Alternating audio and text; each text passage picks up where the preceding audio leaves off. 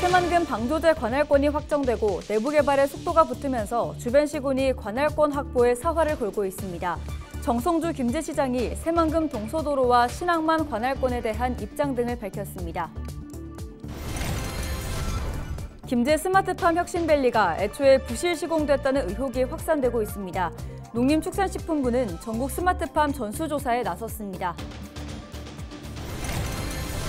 전북 지역의 7월 호우 피해에 대한 복구비로 2,157억 원이 확정됐습니다.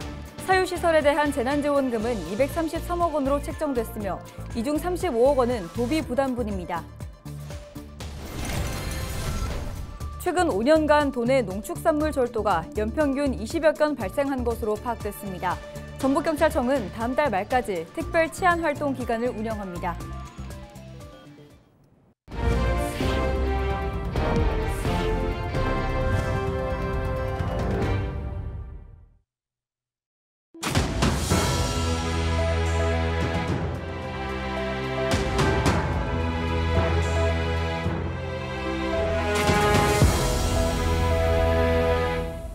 시청자 여러분 안녕하십니까? 헬로티비 전북뉴스입니다. 새만금 방조제 관할권이 확정되고 내부 개발에 속도가 붙으면서 주변 시군이 관할권 확보에 사활을 걸고 있습니다.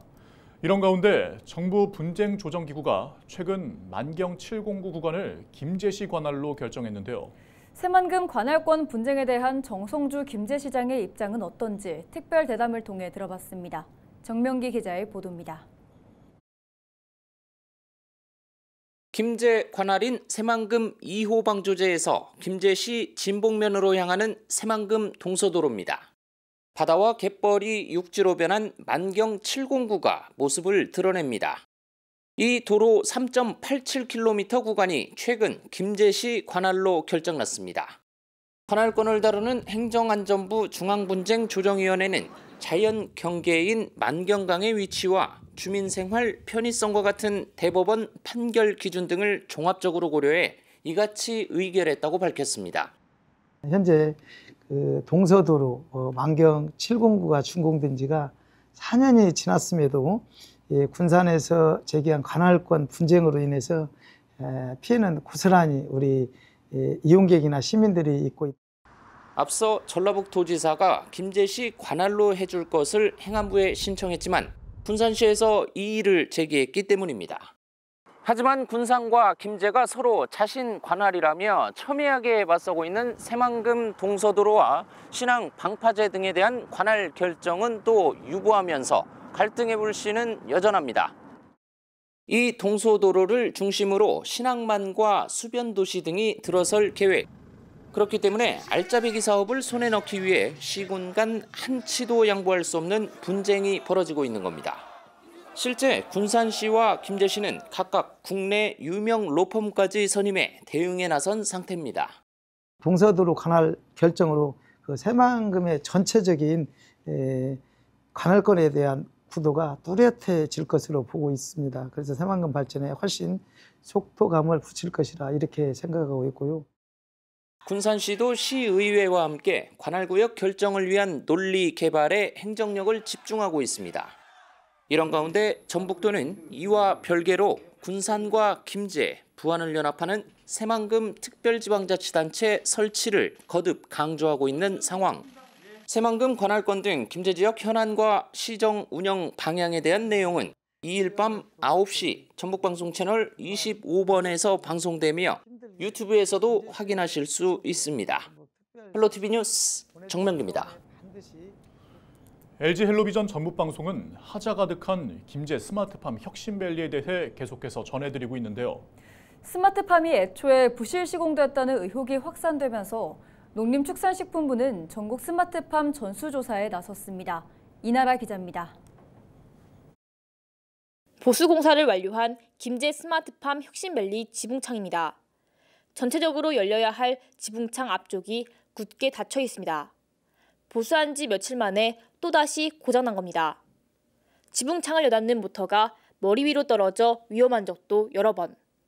입주 청년 농민들이 스마트팜 부실 시공 의혹을 제기한 이유입니다. 고치기는 했지만 똑같은 문제가 계속 발생하니까 이거는 저희는 하자의 보수 개념이 아니라 애초에 부실 공사가 아닌가 하는 의문이 들기 시작했습니다. 전북특별자치도 관계자는 터질 게 터졌다며 스마트팜 혁신밸리 하자를 예상했다고 합니다. 터질 게 지금 터졌다고 보면 되는 거지. 기회만 유난히 된다는 건 뭐냐면 시공상에 문제가 있다. 지금 부산풍을 강조를 농식부가 너무 많이 한 거예요. 그럼 품질을 누가 보장을 해야 돼요? 품질. 스마트팜 혁신밸리는 도내 A 건설사가 시공을 맡았지만 하자가 대거 발생한 임대형 스마트팜은 다른 업체가 공사했습니다. 공사를 따낸 건설사가 또다시 하청을 준 겁니다. 스마트팜을 위탁 조성한 한국농어촌공사는 부실 시공 의혹에 대해 답할 수 없다며 감리 감독을 절차에 맞게 했다는 입장입니다. 사도업체 삼성도 법 지침에서 그 당시 공사 감독이 엄청 했을 거예요. 부실 시공에 대해서는 차후에 감사를 받든지 아니면 다른 부분에 대해서 조사를 하시겠죠. 1,000억 원대 김제 스마트팜 혁신밸리에 대한 부실 시공 의혹이 확산하고 있는 가운데 뒤늦게 수습에 나선 농림축산식품부는 전국 스마트팜 혁신밸리를 점검했습니다.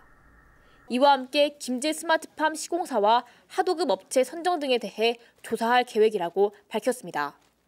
헬로티비 뉴스 이나라입니다. 전북 지역 7월 호우 피해에 대한 복구비 2,157억 원이 확정됐습니다. 전북특별자치도는 중앙부처와 협의해 7월 호우 복구 계획을 확정했다고 2일 밝혔습니다. 공공시설 복구비는 1,924억 원이며 이 가운데 1,627억 원이 국비입니다. 도는 올해 본 예산에 호우 피해 복구비를 반영해 조속히 복구 작업에 착수할 계획입니다. 또 특별 재난지역으로 지정된 익산과 완주, 군산, 무주 등 4개 시군은 국비 512억 원을 추가로 확보했습니다. 사유시설에 대한 재난지원금은 233억 원으로 책정됐으며 이 중 35억 원은 도비 부담분입니다. 최근 5년간 도내 농축산물 절도가 연평균 21.4건 발생한 것으로 파악됐습니다. 전북경찰청은 2019년부터 지난해까지 농축산물 절도가 107건 발생했다며 다음 달 말까지 절도 예방 특별 치안 활동 기간을 운영합니다. 전북경찰은 농축산물 가격 상승에 따라 생계형 절도 발생이 늘어날 것으로 보고 농촌마을 CCTV 일제 점검과 민경 공동체 치안 활동 등을 추진합니다. 지난달 31일 부안 왕등도 서쪽 24km 해상에서 조업을 하던 89톤 어선에서 불이 나 9시간 만에 꺼졌습니다. 당시 어선에 타고 있던 선원은 총 9명으로 모두 대피해 다행히 다친 사람은 없었습니다.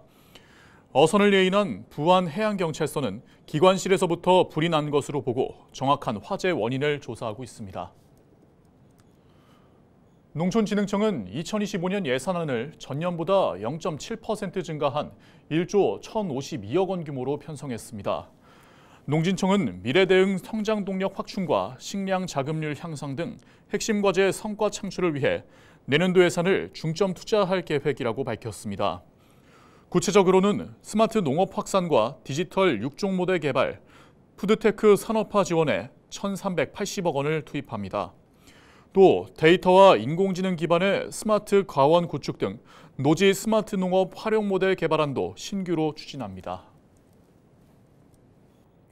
이상길 정읍시의원이 임시회 5분 자유 발언을 통해 안전한 식수 공급을 위한 고도정수 처리시설 도입을 촉구했습니다. 이 의원은 정읍시민의 식수 원인 옥정호 녹조 문제의 심각성을 언급하며 마이크로시스틴 등 조류 독소 제거에 효과적이고 오존 처리와 같은 고급 정수 처리 시설이 필요하다며 정부 차원의 대책을 요구했습니다. 또 한국수자원공사의 정수장 종합개선 계획의 조속한 수립과 산성 정수장의 고도 정수 처리 시설 설치를 촉구했습니다. 올해 전북특별자치도 교육청에 딥페이크 피해 신고가 7건 접수된 가운데 서거석 교육감이 피해 학생의 치유와 회복을 위해 최선을 다하겠다고 밝혔습니다. 서 교육감은 2일 입장문을 통해 매우 유감스럽다며 딥페이크와 관련된 모든 사안을 사이버 범죄로 보고 재발을 막기 위해 관계기관과 협력해 대응하겠다고 전했습니다. 또 이번 주를 디지털 성범죄 등 사이버 폭력 특별 교육 주간으로 지정해 모든 학생을 대상으로 예방 교육할 것을 당부했습니다.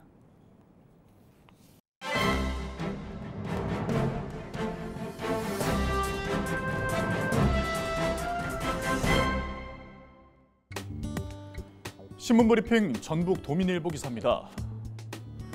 제22대 국회 첫 정기회가 2일 개원식을 시작으로 막을 올린 가운데 윤석열 정부가 지난해 새만금 잼버리 대회 파행을 이유로 삭감한 새만금 SOC 사업 예산 확보가 전북 정치권의 숙제로 떠오르고 있다고 합니다. 반면 대광법은 더불어민주당 입법과제로 선정됨에 따라 전북특별자치도 현안 사업 해결에는 청신호가 켜졌다고 하는데요. 전북 정가에 따르면 새만금 잃어버린 1년을 되찾기 위해서는 올 정기국회에서 지난해 삭감된 예산의 전면 복원과 또 대폭적인 예산 증액이 요구된다고 합니다. 실제 지난해 원희룡 전 국토부 장관 등 정부 관계자들은 유례를 찾기 힘든 새만금 사업에 대한 재검토 조사를 실시하고 적격 판정이 나온다면 그동안 지체된 시간을 보상하는 방안까지 추진하겠다고 발언했습니다. 정치권 관계자는 국가 예산 확보와 관련해 새만금 사업은 지난해 삭감된 예산까지 확보하는 것이 관건이라며 만약 올해 요구한 예산만 반영한다면 잃어버린 1년은 대체 누가 보상해 줄 것이냐 이렇게 말했다고 합니다. 지금까지 신문브리핑이었습니다.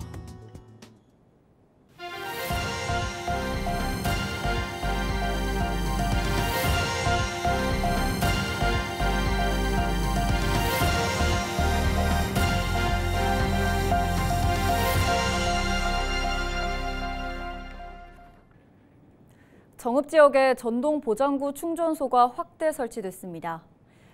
정읍시는 장애인 등 교통약자를 위해 최근 장명동과 시기동, 초산동 등 9곳에 전동 보장구 급속 충전소를 추가 설치했습니다. 전동 보장구 급속 충전은 누구나 무료로 이용할 수 있으며 동시에 바퀴에 공기를 주입하거나 휴대전화 충전도 가능합니다. 이로써 정읍 지역의 전동 보장구 충전소는 모두 16곳으로 늘었습니다. 추석을 맞아 고창산업 상품권 할인율과 구매 한도가 증가합니다. 고창군은 9월 한 달 동안 고창산업 상품권 할인율을 10%에서 15%로 한 사람당 구매 한도를 월 70만 원에서 100만 원으로 높입니다. 다만 지류형 상품권은 행정안전부 지침에 따라 할인율이 10%로 유지됩니다.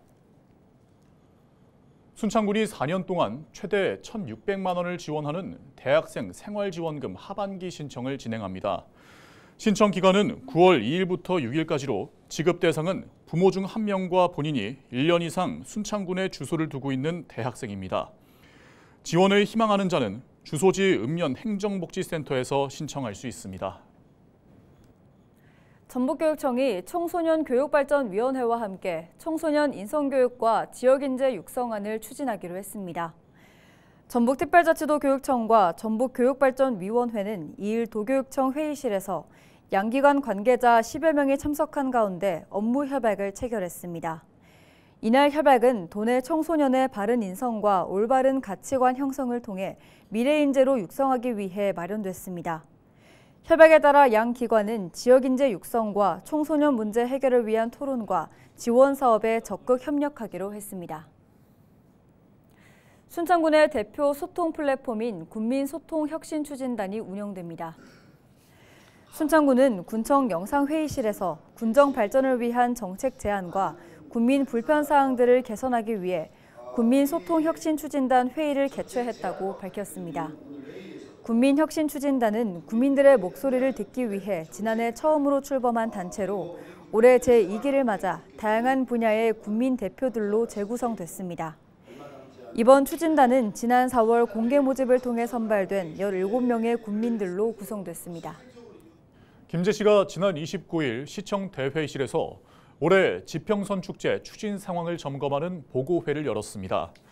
축제 30일가량을 앞두고 열린 보고회에서는 부서별 담당 프로그램 추진 상황과 온오프라인 홍보 계획 등 전반적인 준비 상황을 공유하고 점검했습니다. 이상으로 뉴스를 마칩니다. 고맙습니다.